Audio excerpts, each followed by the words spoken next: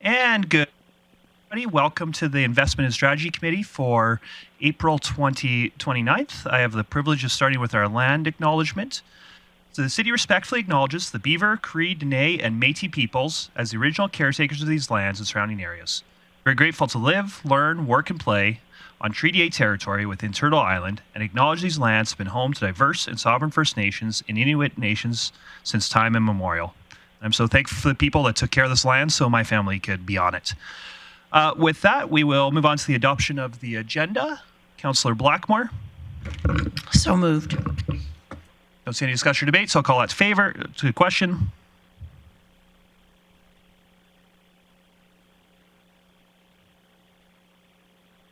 That motion carries, so our agenda is adopted. I'm getting everything backwards today. And we have a few delegations today, so first of all, I'll invite our friend from STARS up. And you've been here before, so I think you know the drill, but if you would just come up, Glinda, and introduce yourself, and then I'll give you 5 minutes. I'm going to be pretty hard on the 5 minutes today because we have a number of delegations, but after your 5 minutes, we'll have an opportunity to ask you questions. Okay. Welcome. Good morning, everyone. So great to see all of you. I'm Glenda Farndon, the Senior Municipal Relations Liaison for STARS. Now, will we have the presentation up, or? Okay. Looks like it's getting work done for you. Thank you. I didn't bring a copy this morning, so. Oh, sorry, we don't have your presentation loaded for you. What we can do is, is it in those papers? No. Okay. This is your report. Okay. I'll get my phone. Okay. Do you have it? You can see it? Yeah, we have it in the agenda package, so we can see it. And if any member of the public is watching, they can find it on the city website as well.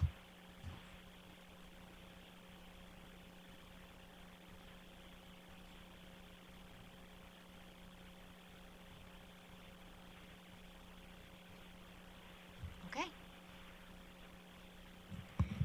So, first and foremost, this year, STARS is celebrating 40 years of serving Albertans, and we are very ecstatic about that, being able to have provided critical care anywhere for 40 years and having surpassed more than 60,000 missions flown. Next slide. We have a new agreement in place, 10-year affiliation agreement with Alberta Health Services now for block funding of $15 million per year. This represents 44% of our operational budget, leaving us 56% that still must be fundraised. This does not include administration, education and training, as well as specialized medical equipment that also must be fundraised for. And we're very proud to continue to have our very beloved Alberta Lottery that provides basically net funds that pays for one base in Alberta. So approximately just over $11 million net per year. In the year in review, then we are currently averaging 102 emergency requests every day. We last year, fiscal year, flew over 3,900 missions across our 6 bases. So we're averaging 11 missions per day. Oh, thank you. Next slide, please.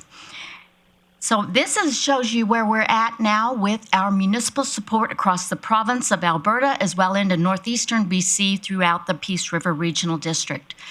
So currently, the light gray areas represent those that are on board, but currently contributing less than a $2 per capita amount, which is our minimum amount we've been requesting. The navy blue and the teal green areas represent all of those that are providing at $2 or higher, up to $90 per capita. Our 9 provincial leaders, like yourselves, the majority of them are on a fixed rate of support, that they are on a standing motion, meaning that we are in their emergency protective services budget each year. And so they recognize that we are a part of emergency protective services. For last year, we were able to have Birch Hills County welcome them with a logo unveiling as well. So currently we are at 95% of all of Alberta's municipalities in partnership. 80% are regional leaders, including all of Peace River Regional District in BC. Next slide, please. This is a 15-year overview for City of Grande Prairie, also missions flown within County of Grande Prairie. So showing you a total of 933 missions flown across these 15-year overview. For specific to City of Grande Prairie, for your regional critical care interfacility transfers, as well as immediate scene calls in the area, you're almost at 400 missions across the 15 years. Next slide, please. STARS is borderless. We are 6 bases now across Western Canada. I wanted to give you an insight into a day in the life of STARS crew. So although we say that we add on average 11 missions per day, this day will show you, if we can slide up just a little bit, we'll show you 18 different missions that this is one day in the life of STARS crew. So give you a better idea of, if you look at the disposition of all the different critical nature of calls that we have to answer to, as well as number 3, where it was for a neonatal baby. And so we brought the NICU specialty team with us, and that baby went by ground ambulance with the specialty team.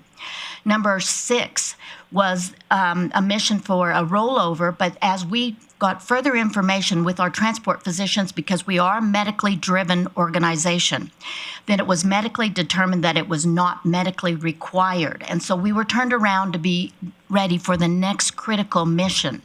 Number 7 was a workshop explosion. But again, once we received further information, the transport physicians coordinated for fixed wing transport instead.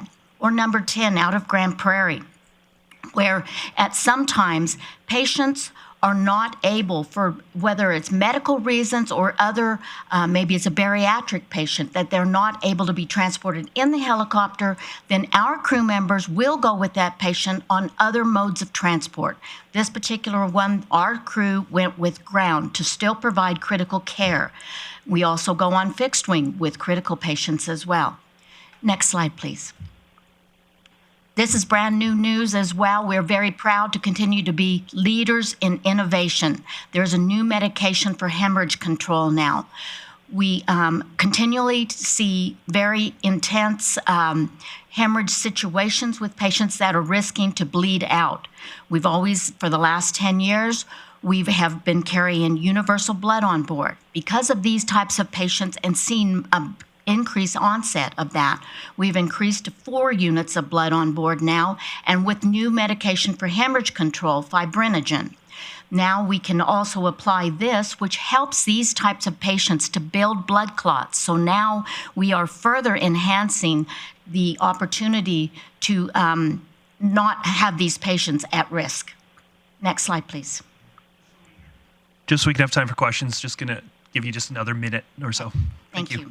We did fly our longest mission as well. So in our history, for a patient that was at Chi House in the northernmost part of BC, it was on a riverbank at night. We were this patient's only hope for survival. And lastly, then, is the fact that we want to thank you for your continued support. It's imperative that together we have worked together in order to ensure that rural residents throughout northern Alberta have access to critical care. We thank City of Grande Prairie for being a provincial leader. We thank you for your dedication and leadership. We are mission-driven, and together we are future-focused. Thank you. Excellent. Well, thank you for all the work that your teams do, and thanks for sharing it with us. Look around and see if anybody has any questions they'd like to ask. Councillor Blackmore. So, Ms. Farnan, you provide an excellent service across our region. I'm wondering if STARS has expansion potential that you see coming in the future. I know you're in Alberta, Saskatchewan, and Manitoba. Parts of BC, are you looking at expanding any further into BC or? Not at this time. Look, we had worked with BC government throughout the years, starting since we opened the base in 2006. But it seems like every time we got close to possibly, looking at having a base somewhere located, they would change governments and things would, fall through the cracks, and then we would start over again. And we did apply when they were looking for a service, which is now out of Prince George, but they did not want our critical care model. And we are all about critical care. So we continue to serve northeastern and southeastern BC from Grande Prairie base and Calgary base. And as I showed you, I'm continuing to try and open doors and work with southeastern BC, but we have complete support from northeastern BC. Thank you. Councillor O'Connor?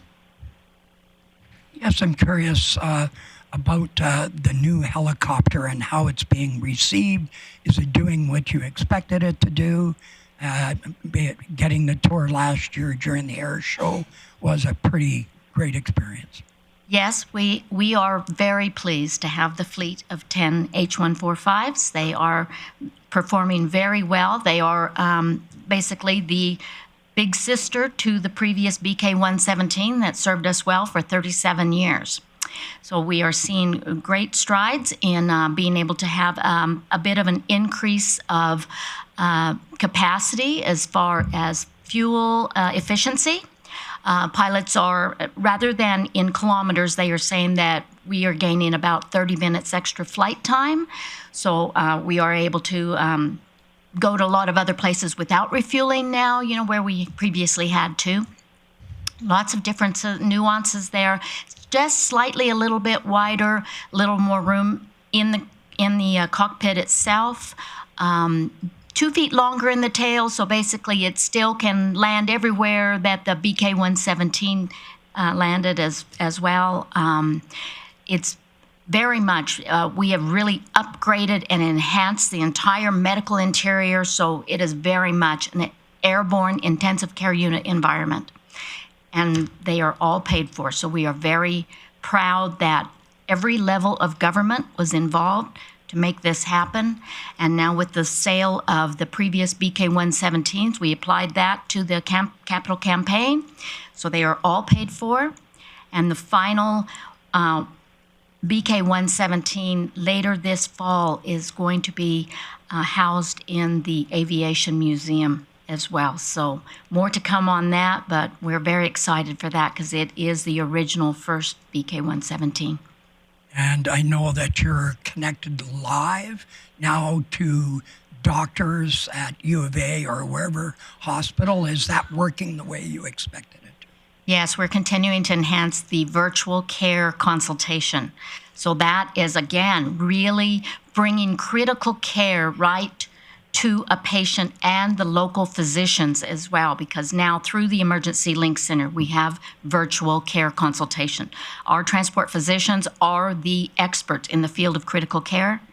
And sometimes, the helicopter may be on another mission and cannot respond to another call, but it does not mean that we cannot be providing virtual care, medical consultation, as well as procedural guidance virtually for all of these rural hospitals. Thank you for that question.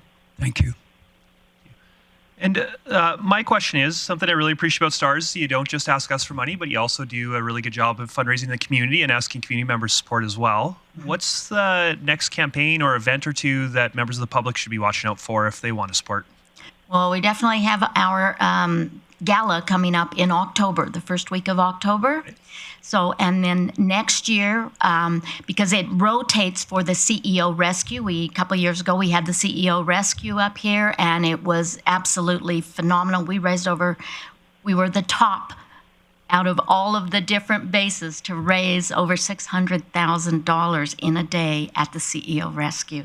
So we've been promised the CEO Rescue again next year. So be watching for that as well. But this coming October, I'm sorry, I don't have the date right. It's the 25th, I believe, of October for our Stars Among Us Gala. Okay. For those that didn't get to go last year, it was a different event, and it was a fun event as well as supporting a good cause. Councillor O'Connor. Just for clarity, that's our election day. So I think you're thinking of the Saturday, the 23rd. Am I correct? Okay. I don't have the calendar in front of me, but it is the Saturday, Yeah. yes. Okay, well, I stand corrected. There you go. Oh. I would have went to the wrong place. Thank you. I'm like, oh dear, maybe I don't have my dates right. Thank you. Excellent. Well, I'm not seeing any other questions, so thank you again for being here to present to us today, and thanks for all the work that your organization does. We appreciate it. Thank you very much. I brought you some copies of your Ally Impact Report as well for your reception area and calendar for yourselves and for your fire department. Excellent. Thank you. Thank you. And next up, we have Ms. Griffith with the Tourism Association. Good morning, everyone. This is a little more nerve-wracking than last time. Good to see you all. We're a friendly group, I promise. So will my presentation get put up there as well? I'm just worried I'm going to lose my speaking notes if I plug in.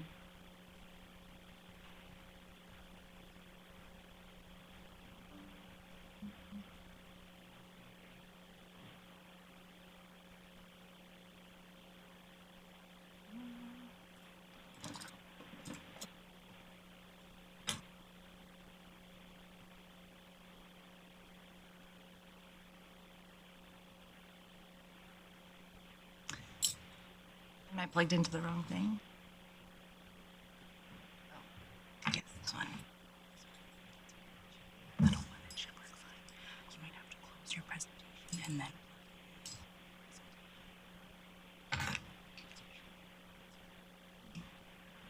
Just close it. Turn it. Okay, one moment.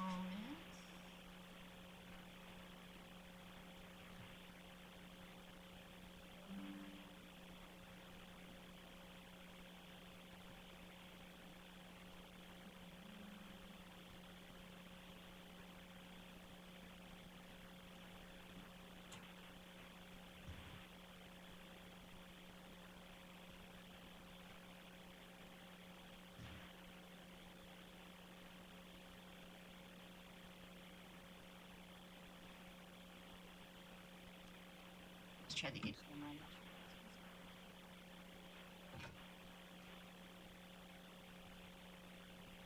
So,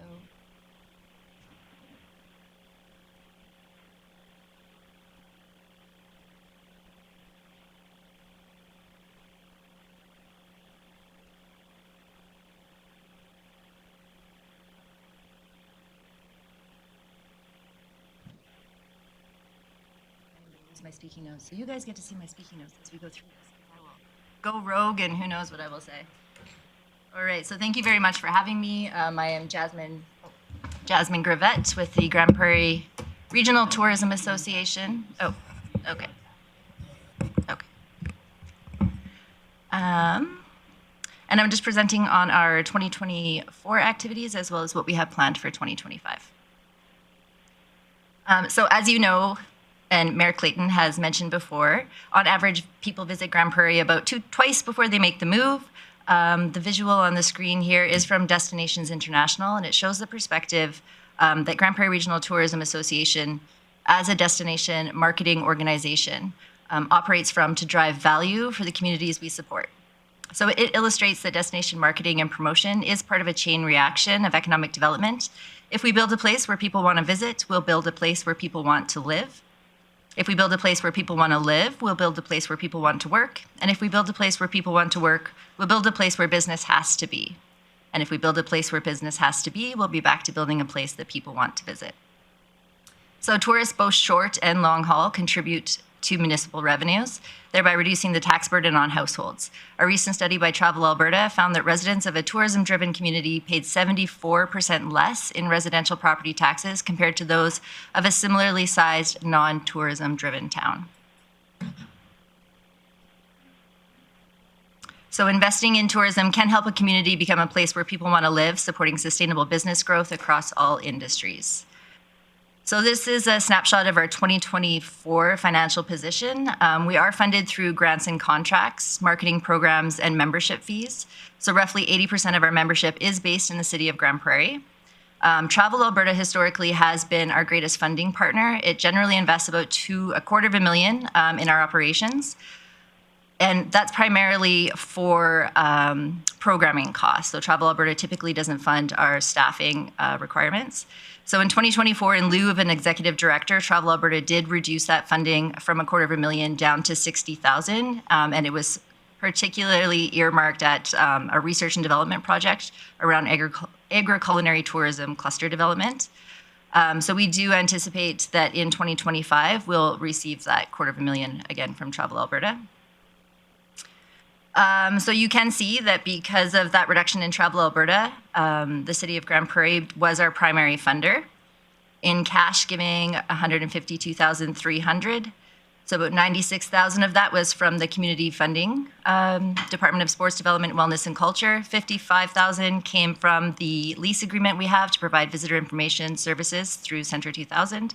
And then also there was a gift in kind contribution from the city of $54,000.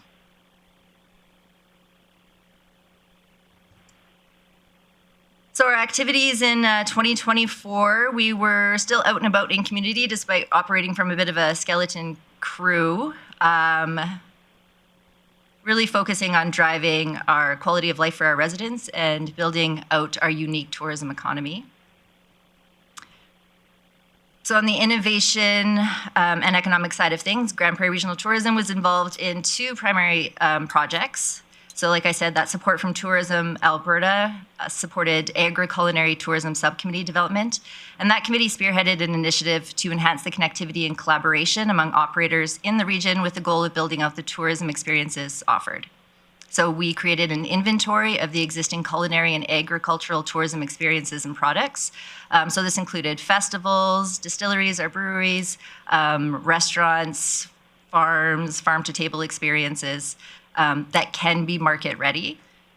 So we're positioned now and starting to move into the next phase of that planning and development, offering the business operator support, developing itineraries to expose their products and bring in residents and visitors, and also providing targeted marketing expertise and services. As part of that, we did offer 2 training workshops facilitated by Food Strategies Alberta. And the second workshop, which we hosted in February, actually had the highest registration that Food Strategies has ever had for any of their workshops throughout the province. Destination Canada identified the corridor linking Yellowknife and Edmonton as one of only a handful of projects that they're investing in across Canada as their tourism strategies to get Canada back in the top 7 destination worldwide. And the Northern Sky Tourism Corridor was one of those successful initiatives. It's intended to link Yellowknife and Edmonton. And of course, the Grande Prairie region is right in the middle of that. So in December, we did host an industry mixer with representatives from all of those agencies in attendance, as well as a stakeholder engagement to promote the assets in the region.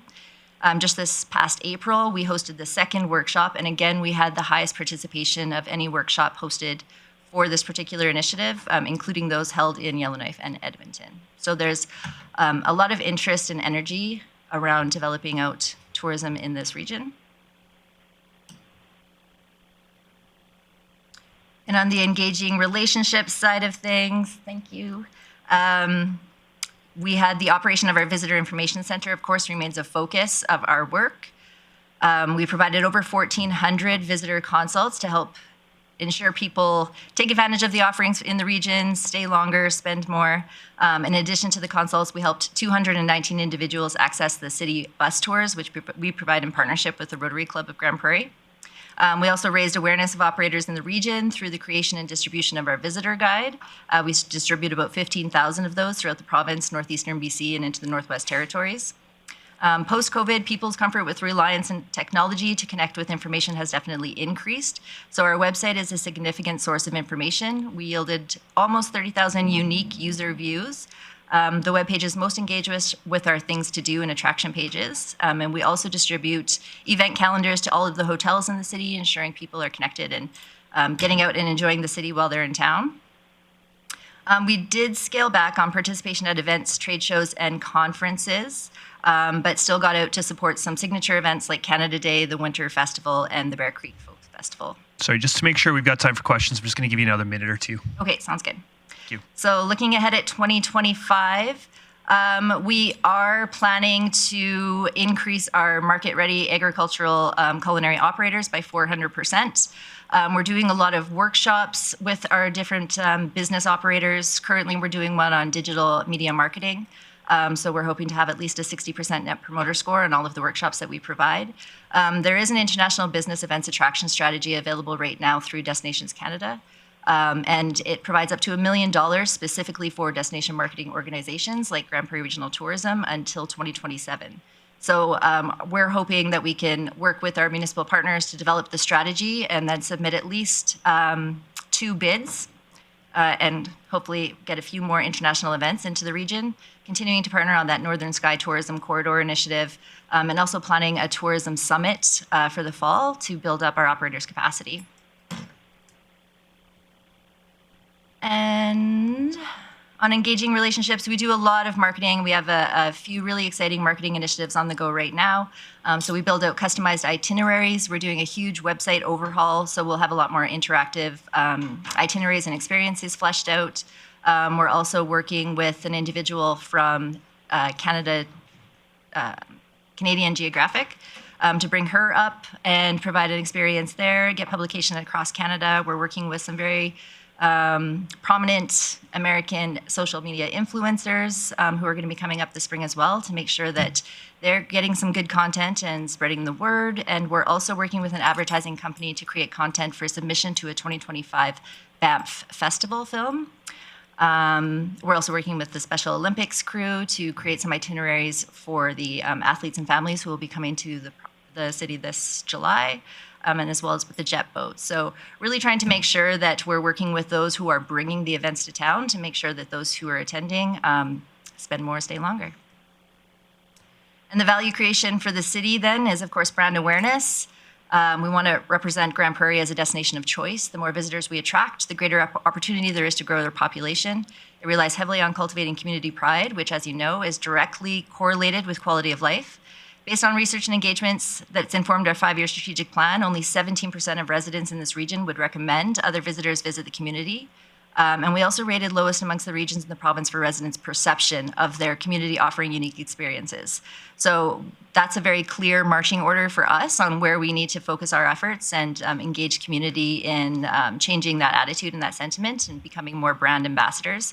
Communities with a strong visitor economy make, on average, 2 times more municipal revenues per capita compared to their non-tourism counterparts, which contributes to enhanced municipal amenities to further drive tourism and quality of life for our residents. Our industry support, so we're well connected. Sorry, I'm just going to ask you to wrap up. Oh, sure, no problem. Yeah. So I just want to really highlight the economic benefits that tourism provides. Travel Alberta has noted that tourism-driven economy has nearly 200% more business licenses than its comparable non-tourism-driven town, and providing expertise. So really making sure that we have strong awareness of our operators' needs and are working in tandem with our municipal partners to address them. So thank you very much for the time. Excellent. Well, thank you for the presentation, and thank you for the work you're doing. And I see Councillor O'Connor eager in the queue. Yes, Jasmine, I'm just wondering what your plan is, or I didn't see anything in your presentation that referred to sport tourism, and that's a huge amount of draw for hotels for our economy, and I'm just wondering what plans have you got to do that, and especially taking into our multiplex dome, which should be completed this year, which may attract larger events coming to Grande Prairie. Yeah, we're very happy to work in tandem with municipal departments doing the event attractions and submitting bids. Helping to identify opportunities. So through that international events attraction strategy, working with the committee that submits the bids on the city's behalf to identify some of those opportunities, add our expertise in marketing. Currently, we haven't had the capacity to submit the bids and do the event organizing on our own, but we're certainly willing to work with those who are interested in bringing some of those in and adding value where we can. Any other questions? Mayor Clayton. Thanks, Chair Bressie. Just a couple things I note in your delegation form, in the community group funding form, rather, it identifies the gift in kind. I just wondered why it's not recognized in your presentation. That slide was particular cash contributions. Yeah. So I think it's to be noted, it's a significant amount of gift in kind, which puts the city over $200,000 in annual contributions and puts us above the per capita contributions of the other municipal members. And so I think it's something that's significant to be recognized. And to Councillor O'Connor's comments, I appreciate the priorities. I think that there is opportunity, a significant amount of opportunity for growth in specifically in the agri-culinary and the Northern Sky. But to Councillor O'Connor's comment, tourism in this region for a long time has grown because of sport tourism. And so I think it needs to go above and beyond supporting just the volunteer-led organizations that are trying to grow tourism, because a sport organization that's led by a bunch of parents who are doing that on top of supporting their children's athletics is really a role that I think Grande Prairie Regional Tourism should continue to develop. There are, we understand, changes coming through Travel Alberta in regards to destination marketing funds, and my fear will be that there will be a big gap in sport tourism if it leads to the potential that private DMFs are no longer possible. I don't know who's going to fill that void in supporting a 16-team hockey tournament or an 80-team hockey tournament, because you mentioned capacity. And so I think it's something your board should really be thinking about in the future. These are really nice to haves, the agri-culinary and the Northern Sky tourism. But the bread and butter of this region is sport tourism. So I don't know, with the changes with potentially coming, if it means you're going to have to expand your staff, and if so, does that support the need for sport tourism? So I'm just curious where your organization sees the future in supporting sport tourism more than you currently are. If there's a need, that's our role. So if that's going to be the greatest economic return for the area, if that's where we can add the most value, I think that that's absolutely something we'd be happy to fill, if that's where the gap is identified. Okay, thanks. I guess a comment I'd add on that is, somebody that's worked with a lot of sports groups and has directly organized events that do this, is organize your event and your head is down on putting on a great sporting event and doing a great job of what's on the field and the essentials to give people. You're often, because you're a volunteer, you're not thinking, you don't have your heads up looking at the wider picture, and you'd be really excited for a group like the Tourism Association. You get excited when they come forward and say, hey, can we also help your people have a great experience in the community off the field? And can we plug this in for you? And you're really excited to give your people a good time here, but you won't necessarily go seeking that out yourself, just because you don't have the time. And for me, I really would love to see a great focus on reaching out to these sport events and doing a great job, making it easy for them to make it easy for their people to go and get the wider. Volunteers do a great job putting on a tournament. I don't know if they always do a great job maximizing the economic impact that they could have in this community. Yeah, or the experience, yeah. Yeah, absolutely. Any other questions? Excellent. Well, thank you for presenting today, and thank you to you and your staff and your board for all the great work you do promoting our region. We really do appreciate it. Excellent. Thanks again for your time. Great, thank you. And we do have one final delegation with Mr. Podolsky with APG Property Group.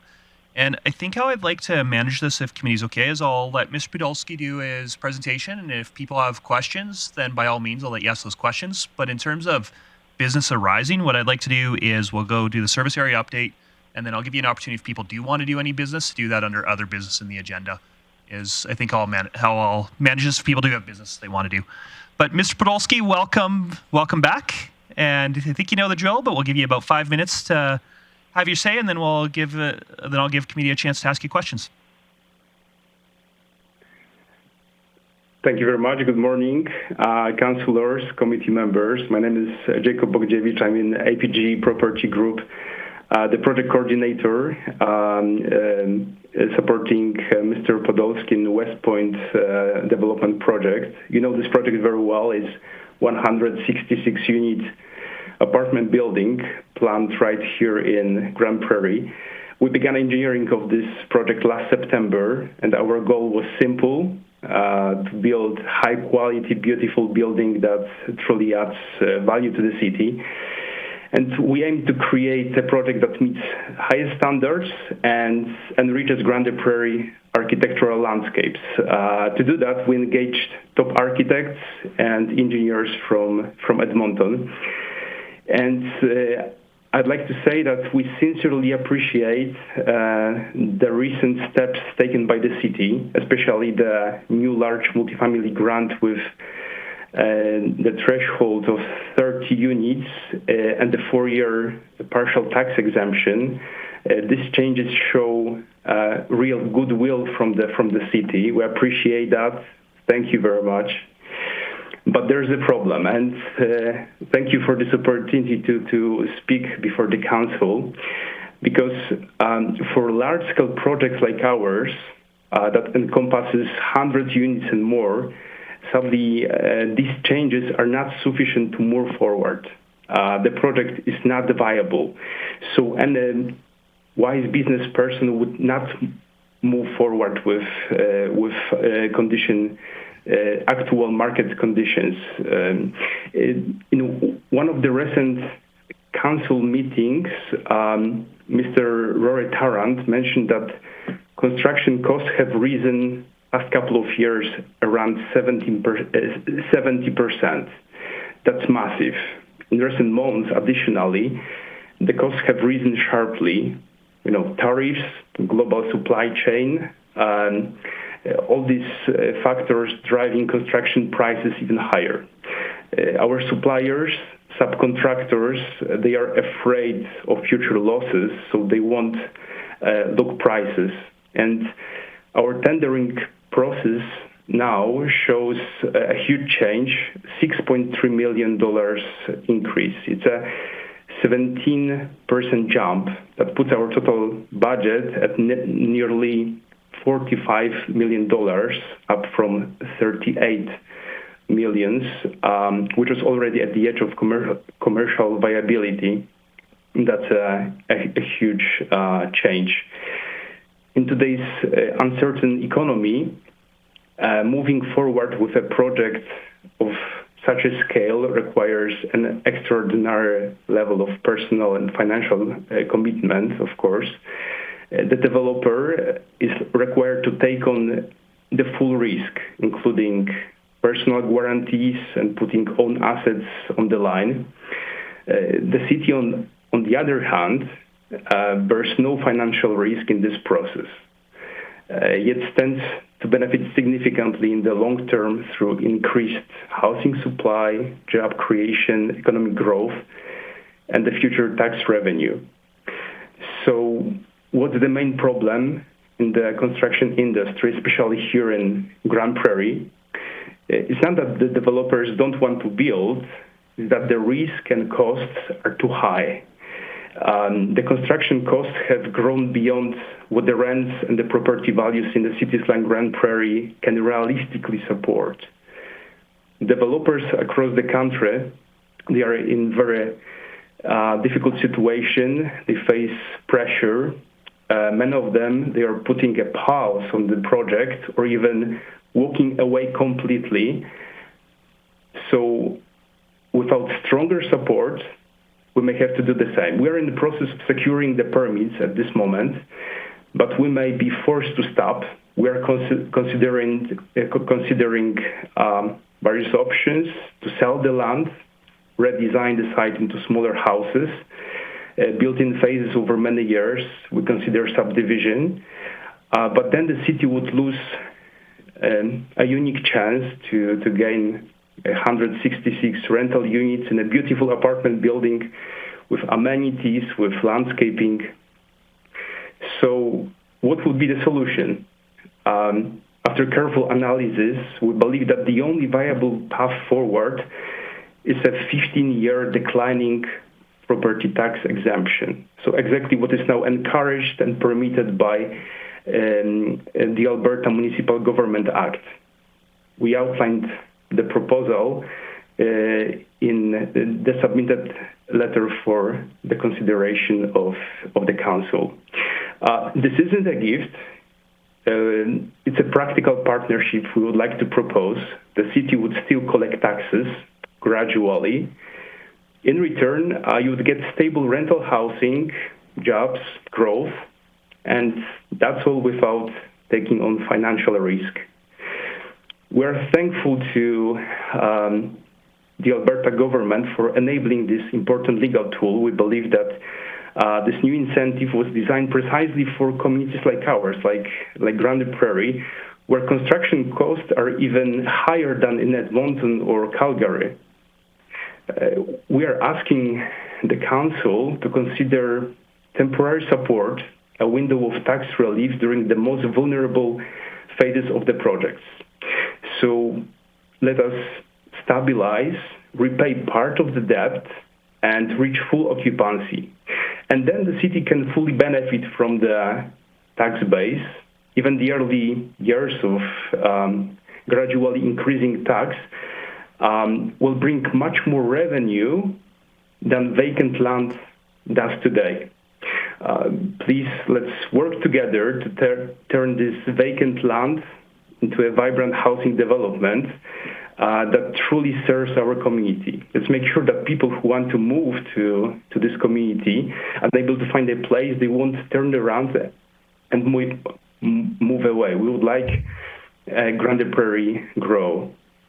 Undoubtedly, vacant land brings no benefit to the city. We are ready to continue working closely with the city administration, with the council, but without stronger long-term support, this project simply won't go ahead. And thank you very much for your time and consideration. We really appreciate collaboration with the city. At the end, I noticed that on the Zoom, here is with us Jeff McCammon. Jeff is a real estate expert from Cushman and Wakefield, with many years of experience in Grande Prairie market. Jeff has in-depth understanding of the local real estate landscape, our market, and he played a key role in acquisition of the land for current project. So if it's possible, Jeff, could you please tell a bit about the industry situation? Mr. Bogdanovic, you have already gone over the time for your presentation. So if Mr. McCannon does want to make a statement, I'd allow it, but a very brief one. I don't want to. You were a last-minute delegation. We do have other meetings that we have to get done today as well. So Mr. McCannon can speak very briefly if he wants to.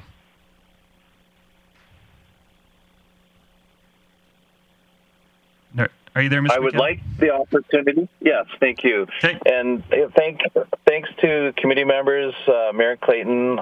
First and foremost, I'd like to say that Grande Prairie is very unique from the standpoint that it's a very innovative community that has a council and mayor that are approachable and that are trying to find ways to bring builders into their community to build the resources and the community itself to give people homes to live in. And the incentives that have been created so far are a great start, but I think if you take a deep dive into it, there just needs to be a little bit more consideration given to the program. These developers have to put on significant personal guarantees to secure CMHC financing. Without CMHC, I don't see these projects working. The personal guarantees that go in place here are so stringent that the average developer won't look at multifamily in a lot of communities other than where there's a lot more rent available, like Calgary, Vancouver, big cities like that. There's even a bit of a disconnect between Edmonton and Calgary where the rents haven't naturally caught up. Grande Prairie is in a situation where I don't see the rents justifying the construction at this point.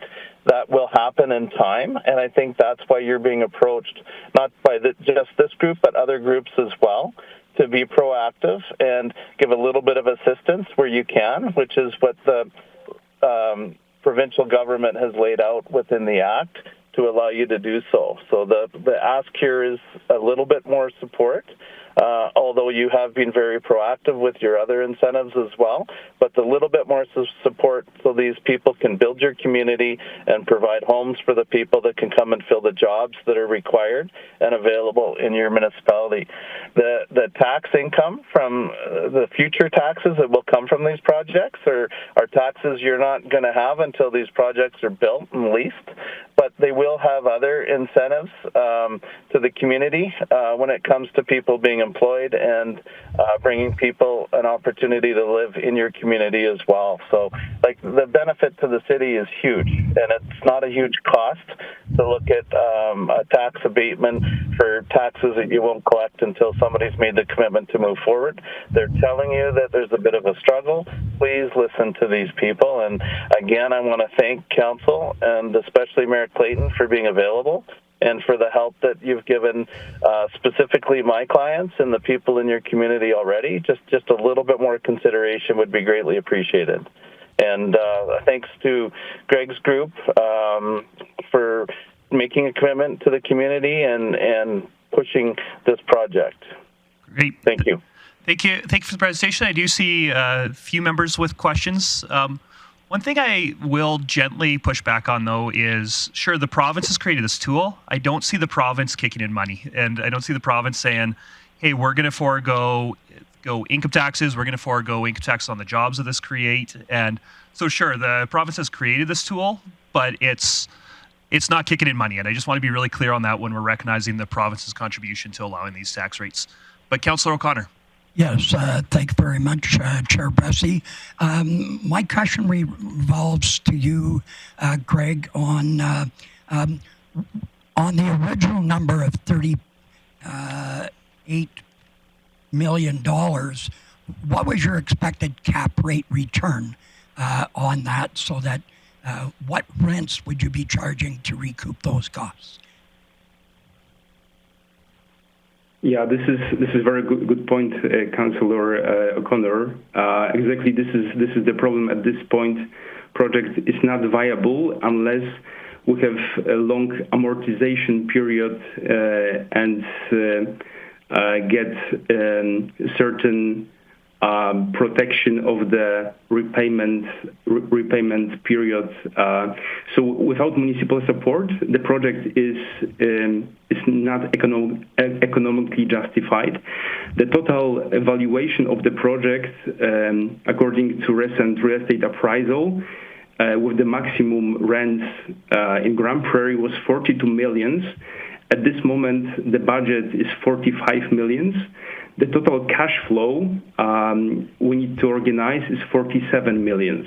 So the project makes sense only in case of very long repayment. If the project would be in Edmonton or Calgary, the rents would justify such investments. So the strength of such a project, multifamily large rental development, lies in the long-term viability, not short-term repayment. Okay. And so I'm just curious then, what if scenario that you filled the units, construction I'm assuming is going to take roughly 1 to 2 years. So if you were to fill up sooner, does that not change your cap rate? Because you're assuming, at least what I'm reading, is that the tariffs have affected you, supply chain has affected you, and so it's going to cost more. So what's the expectation? Yeah, so the minimum cap rate we need to fulfill for CMHC is 1.1. So this is debt to cost coverage ratio. So we can cover our costs by maximum 10%, and we are at this moment not viable with the actual taxes. So in the long run, in 10-15 years, when the repayment schedule would lower our annual costs, then we can reach the cap rate when the project might become economically viable, and then we can discuss the benchmarks like cap rate. At this point, the project is much more expensive than the market value of the property after construction. And this is the challenge that most of the developers face at this point. Mayor Clayton? Thanks, Chair Bressi. I'm just curious, Mr. Podolsky, as you mentioned earlier, you've been to council and been having these conversations for a number of months. And so when council was putting together an opportunity for development incentives in regards to taxation, these conversations were ongoing. And I'm just curious why we're hearing from you now. This conversation didn't happen overnight, and I didn't hear from yourselves or Mr. McCammon or any other components that there was a concern with the project or the incentives that council was putting forward. And so I can appreciate you coming and saying, actually, we'd rather a better opportunity. And so I'm just curious why we haven't heard from you of concerns of the program that council was working on. Administrations went away, put significant time into this, came back with a program that council approved. There was opportunity for industry, such as yourself and representatives, clients of Mr. McCammon, to come forward and ask questions then. And I'm curious why we didn't hear from you till after this has all gone through, and now you want us to go back to the drawing board. Mr. Bogdanovic? Thank you very much for this point, Mayor Clayton. So we are grateful for the recent changes, incentives, like the 4-year partial tax relief, and for the large multifamily 30 units and plus. After incentive was approved, we started working hard to make this project financially viable. We perform a very intensive negotiation and tendering process with our suppliers, with our subcontractors, to try hard to minimize the budget. But as I said, the project from 38 million, now we have to, the total cash flow of the project that we apply to the lender is 47 million. The project cost is 45. So this is the change that brought us here today. So this is the analysis, calculation, and the final, financial situation of the project. We know that this project can be beautiful thing in the city, can work well the community, but this is exactly what changed. Cash flow from 38 to 47 million. This is what we are at this moment. It's on the paper with our lenders. This is how we try to make this viable. And the main question: how much will this project will really cost? Nobody knows at this moment, because this is what the uncertainty in economy tariffs make. So the project will take more than 2 years, 24 months until completion. And the sum of all the subcontracting works is really case of the future. There are many changeables. We need to add 10% contingency just to convince the lender that this project might be viable in case of the prices fluctuations. But even with this, 10% of the contingency is nothing if the prices are skyrocketing even higher. So I definitely appreciate the headwinds you folks are facing, and I'm trying to figure out how much we can actually impact them. Have you done an analysis of what percentage of your project costs are actually municipal taxes, and also what percentage of total taxes that'll be paid on this are municipal in origin? Have you done those analyses? Yeah, so the valuation of the tax assessment is case of the future. So it's it's the work on the side of the city, of course, tax assessment. But we consider it will be case around $500,000 annually for the city component of the tax, property tax only. So, and what percentage of your operating costs would be municipal taxes? Have you done that analysis? Mm-hmm. Yeah. So I don't remember at this moment numbers, but this is around 1/3 part of all the costs. 30% of the costs, operating costs. That sounds off to me. I'd be curious to see those numbers, but. Councillor Palat. Thanks, Chair Bressie. Sorry, can I just jump? Oh, sorry. I wanted to just jump in on one comment there, that a lot of these projects originated because of your grant and incentive programs, that they weren't there at the table when you were formulating the program. That's all I wanted to say. Mr. Palat. Thanks, Chair Bressie. Just curious, at the current number now, and I guess we're just trying to find out the viability and how we can help, but what's the cap rate at your new number, and what would the cap rate be if we did do a 15-year? I just want to see the actual impact of what this would change on your bottom line. Council's tried really hard we've offered other incentives because we thought that would move the needle. Fine with looking at trying to move the needle again. I guess my concern is we do this and then it's still, we had another change in price and then we need to do another thing and another thing. And so I need some assurity at some point that when we do these incentives, they're actually going to make the benefit that you're saying they're going to make, because we feel like like we said earlier, we felt like we heard from ministry to make a change. We did that.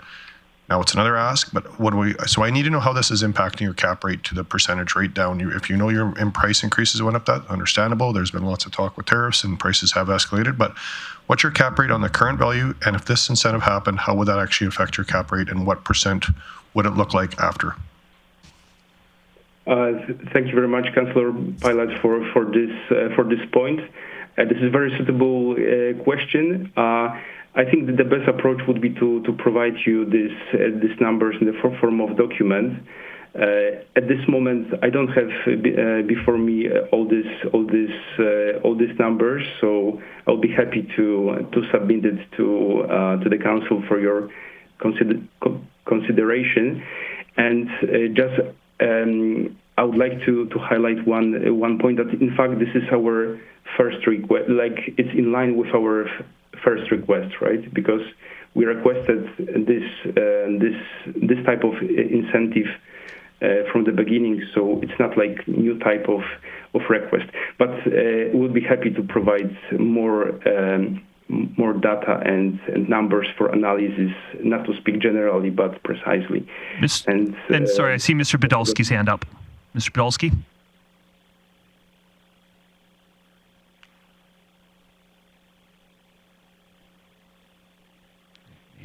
Might just be a misplaced emoji. Can you hear me now? Oh, yes, we can, Mr. Podolski. Yep. Thank you. Just like to address the question from the mayor. Why didn't we come forward sooner to discuss this matter?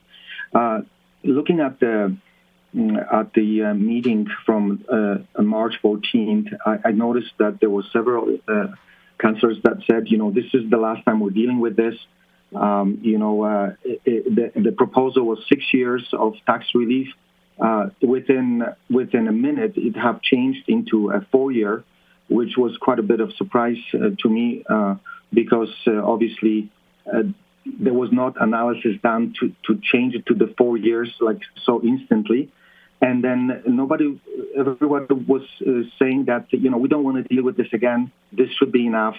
Let's just move forward and accept this. So we in a good faith, we accepted this 4-year relief. And once we start working with the budget and with all the contractors, when we realize, and even CMHC, there is some changes with the CMHC. They used to charge fee of under 1% for the complete project. Now the rate for their fee is from 2.8 to 4.3, I believe.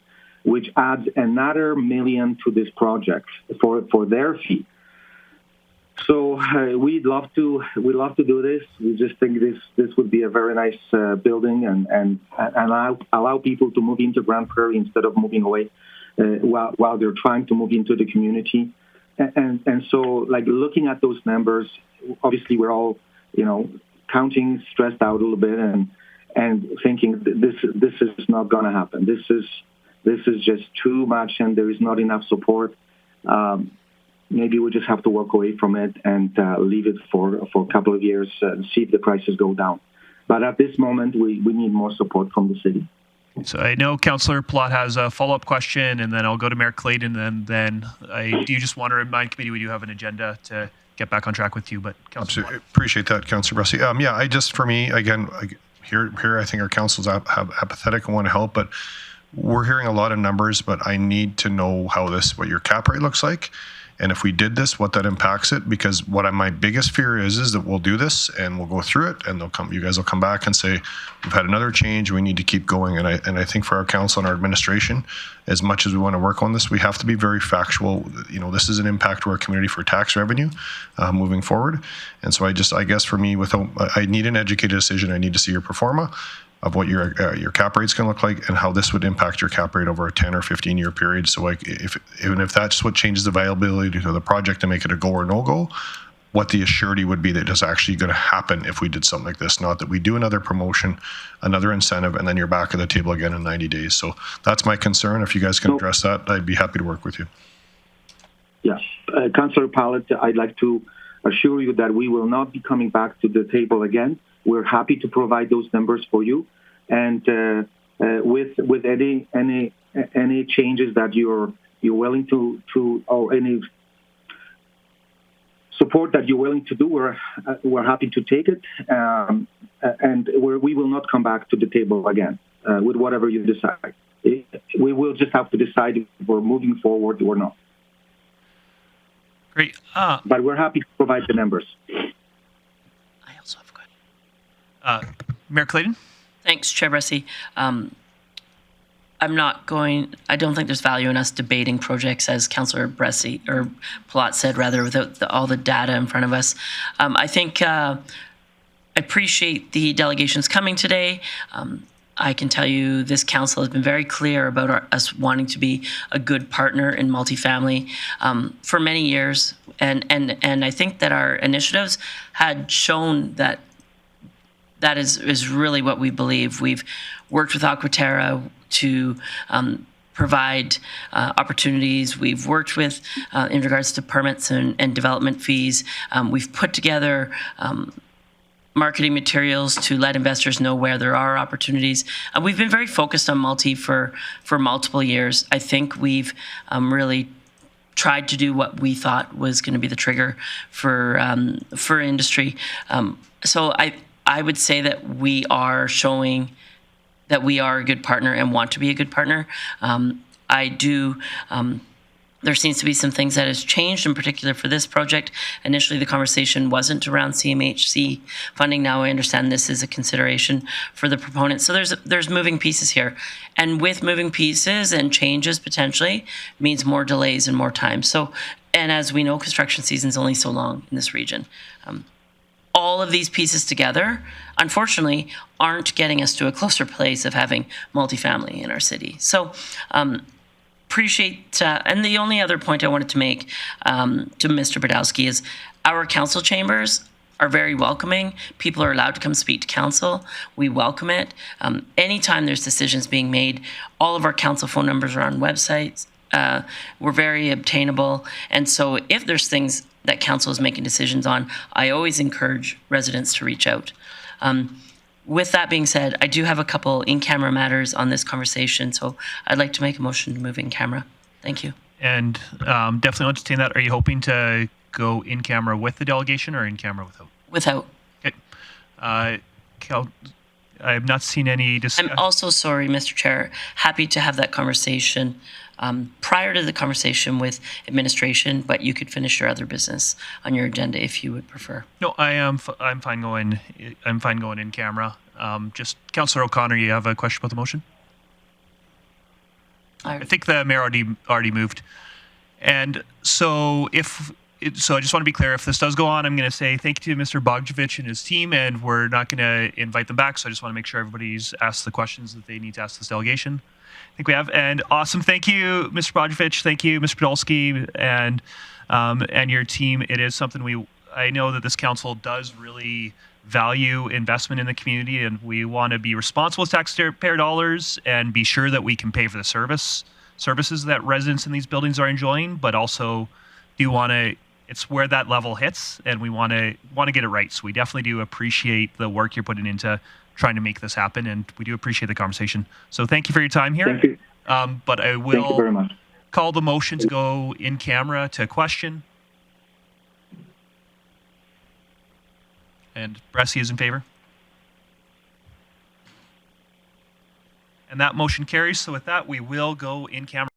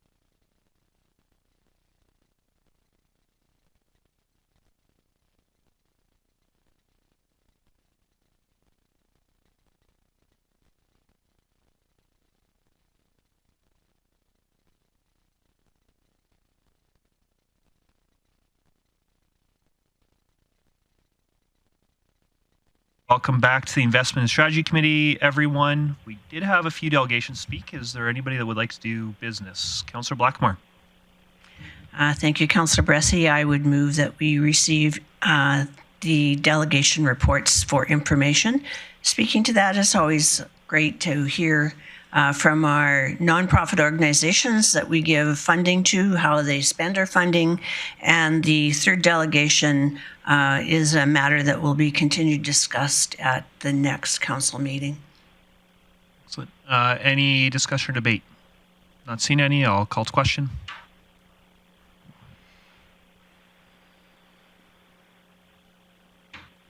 Motion carries. And with that, we go to our service area update with Chief Whiteway. Thank you, Chair Bressi. So within the Community Connections Department, the museum was awarded grants from Young Canada Works and have hired 2 summer students to support the FOIP's House and the museum from May until August. For Special Olympics, our athlete ambassadors have had an opportunity to work with the staff at the Eastlink Centre as well as Design Works Centre and alongside the staff at the Grande Prairie Public Library. Additionally, the ambassadors worked at the Easter event at the museum and interviewed Mayor Clayton and played a round of bocce ball with her. In terms of engagement, social prescribing information sessions began yesterday, April 28th. The program connects older adults, 55 plus, to non-medical community supports to improve overall well-being. The Invest Grande Prairie team hosted a forestry and agriculture and energy mixer at Teresa Sargent Hall on March 25th. The event welcomed 75 attendees and brought together leaders from key sectors for meaningful conversations and an opportunity to share some insights. Also, on March 27th, Buy Low Foods officially opened their doors on the north side of Grande Prairie. The Invest Grande Prairie team had the opportunity to stop by and congratulate the team on their new location, and we're very excited to welcome them to the community. The Work Northwest annual strategy meeting was held with all partners to establish program outcomes for the following year. And in April, the Invest Grande Prairie team joined the mayor and councillors at the Economic Developers Alberta Conference. Through the ongoing Work Northwest Alberta collaboration, the team took home 2 regional collaboration and partnership awards and the Alex Metcalf Award for Best in Show, Large Community/Region, a very proud moment for the region. The city also hosted Building Workforce Success, Hiring, Retention, and Integration, with 33 local employers and human resources staff in attendance at the Montrose Cultural Centre. This was in partnership with the Grande Prairie Local Immigration Partnership. This past week, Invest Grande Prairie joined our regional partners, the County of Grande Prairie and the MD of Greenview, at the Canadian Hydrogen Convention in Edmonton, showcasing Northwest Alberta's energy strengths and hydrogen opportunities under the Invest Northwest Alberta Partnership. And last week, we were able to connect with NuVista's CEO and executive team who hosted an open house in Beaver Lodge. NuVista continues to expand its footprint in the Grande Prairie area and has a very positive outlook on growth. Lastly, there was 37 licenses that were issued to new businesses from March 19th to April 14th. 20 of these were commercial and 14 were home-based. For our communications team, we're excited to say that we have launched the Access Now on the city's website. So if you're looking for a dashboard that has been designed to be used to confirm any closures or how the amenity is operating, and this is for Eastlink Centre Design Works, so it does give you live updates on the city's website. Legislative and Executive Services attended the annual Alberta Municipal Clerks Conference and engaged with colleagues across the province on a variety of topics. And this did include 2025 municipal election. Residents are encouraged to visit voterlink.ab.ca on the Elections Alberta website and update your voter information to ensure on the permanent elector register for the fall election. More communication will be forthcoming in the next few weeks as election communications will ramp up. And that does conclude my update for today. Thanks. Thank you, Chief Whiteway. An important piece of information that was missing there was how did our mayor do at bocce ball? Oh, I do kind of want to know now. I'm really curious. My team and I won. Oh, your team and you won. Yeah, it was 2 versus 2, and my colleague and I won. Yeah. I love when a 1 takes on 2. Yeah. Are there any additional questions for Chief Whiteway? Not seeing any, so thank you for the report. And before we move on, I am going to declare a conflict of interest on the next item. Depending on what happens, I could end up applying for this program, so I don't think it'd be appropriate for me to be part of this conversation. So I'm going to ask Councillor O'Connor to take over chairing the rest of this meeting. Thank you.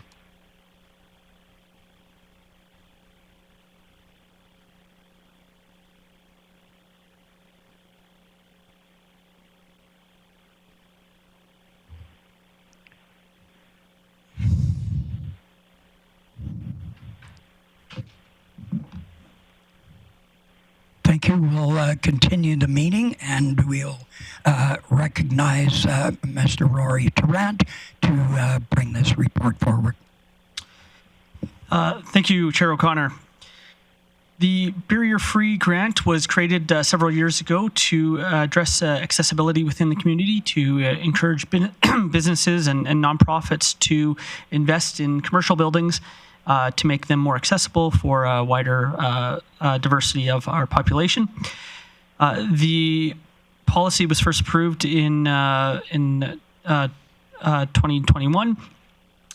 And since then, it's been quite successful. There's been 16 grants that have been provided, which provided a total funding of $128,000. What the exciting thing, though, is that leveraged private investments of about $260,000. So there was a good return on the investment for this program. There was a motion made last year by council to have the program end at the end of March of this year. There is still funds remaining, about $76,000 remaining in the barrier-free fund, and so our recommendation is that we extend the program until the end of the year. And that recommendation is there because most of our other grants also align with that December 31st. We thought it'd be appropriate to, if there is still funds unexpended by that point, or if there's a desire to have the program continue, that it would be done in light of all the other programs, and the next council would have ability to review all the programs at that time. With that concludes my report. Thank you very much. First in the queue for questions is Gladys Blackmore. Can you tell me, Mr. Tarrant, is the intention to run the program till the end of December or until funds run out, whichever comes first? Through the chair, that is correct. Okay, thank you. Any other questions? Mayor Clayton. I appreciate the intent to line everything up to the end of the year. I don't know if we just leave money sitting around in perpetuity. So I would prefer to see it to the end of the year, and the next council can revisit whether or not they want to extend it. So, yeah, thank you, Mayor Clayton. This is one of my bugbears, things that I really like to see continue to go forward, as I'm just amazed at the amount of projects that happened. And just remember, we've come through a very difficult time, and there's a certain amount of uncertainty until we find out if somebody down south will continue to try and stick in our spokes.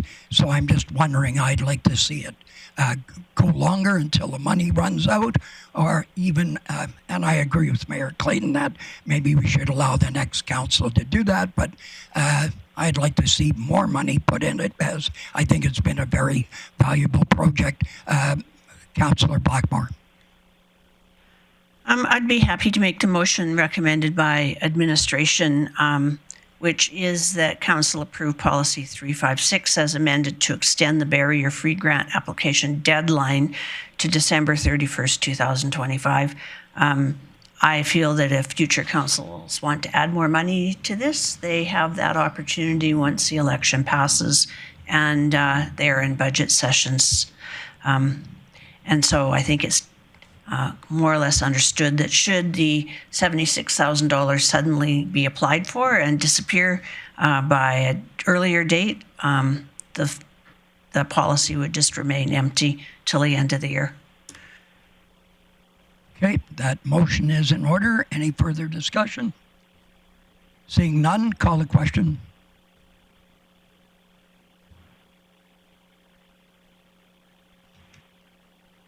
Thank you. That carried unanimously. And we'll now move to the outstanding items list. And Chief Whiteway, thank you. Thank you, Chair O'Connor. No changes to the outstanding items list. Okay. I'd entertain a motion to Councillor Blackmore. I'd make that motion. Thank you. That is in order. Carried. And with that, we will adjourn the meeting and we'll take 5